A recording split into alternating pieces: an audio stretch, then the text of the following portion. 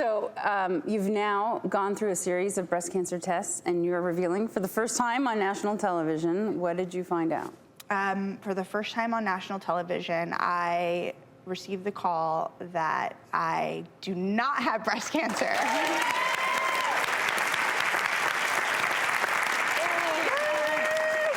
That's crazy.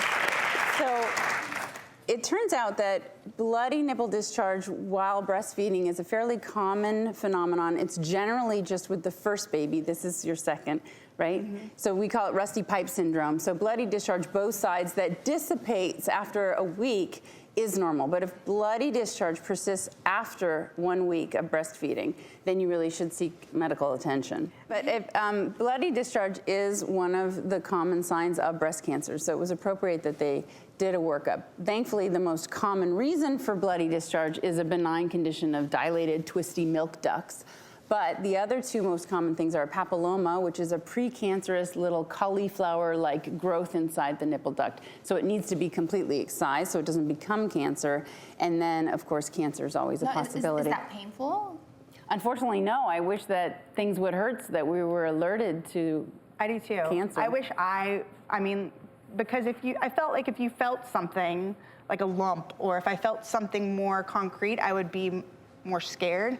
What I do want to tell everyone is don't self-diagnose yourself on the internet, because Don't go crazy. I was like, I'm gonna die. And I mean, that's the first thing that comes up is that I had cancer when looking up bloody discharge from my breast. And so it was definitely. And the amount of anxiety that causes, even just looking up Most symptoms. definitely. But you did everything the right way. You listened to your doctors.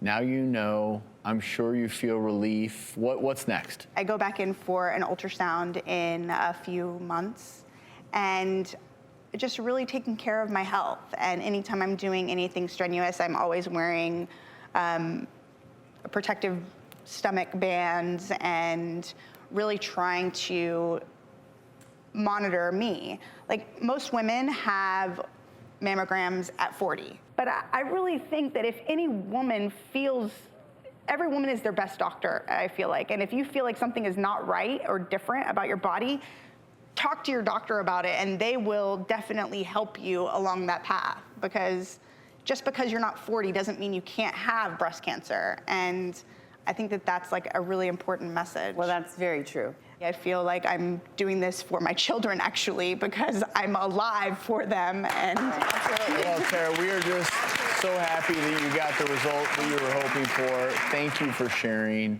And of course, if you're watching, you can catch more of Terra's story on Little Women LA. It's Tuesday nights on Lifetime. We'll be right back.